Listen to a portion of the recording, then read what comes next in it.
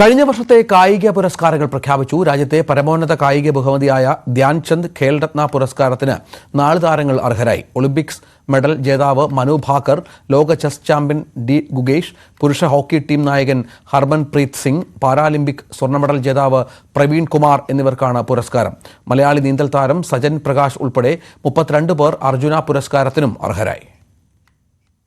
Olympics shooting വെങ്കല medal ജേതാവ് Manu Bhaker, chess ലോക champion D Gukesh, Indian hockey താരം ഹർമൻപ്രീത് സിംഗ്, പാരാ അത്ലറ്റ് പ്രവീൺ കുമാർ എന്നിവർക്കാണ് രാജ്യത്തെ പരമോന്നത കായിക ബഹുമതിയായ ഖേൽരത്ന പുരസ്കാരം. പാരീസ് ഒളിമ്പിക്സിൽ 10 മീറ്റർ എയർ പിസ്റ്റലിൽ വെങ്കലം നേടി മനു ഭാക്കർ ചരിത്രമെഴുതുകയായിരുന്നു.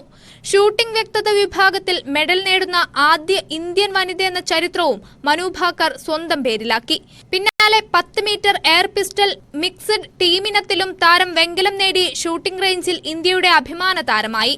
നേരത്തെ മനു ഭാക്കറുടെ പേര് ഖേൽരത്ന പുരസ്കാരത്തിന് പരിഗണിക്കാതിരുന്നത് വിവാദമായിരുന്നു.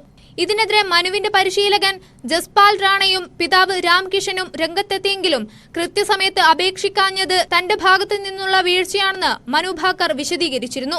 സിംഗപ്പൂരിൽ നടന്ന ലോക ചാമ്പ്യൻഷിപ്പിൽ ചൈനീസ് ചെസ് താരം ഡിങ് ലിറനിനെ തോൽപ്പിച്ചാണ് ഗുഗേഷ് ലോക ചാമ്പ്യനായത്.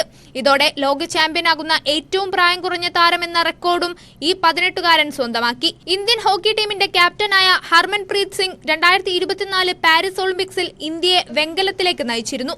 2020 ടോക്കിയോ ഒളിമ്പിക്സിലും വെങ്കലം നേടിയ ടീമിൽ ഹർമൻപ്രീത് അംഗമായിരുന്നു.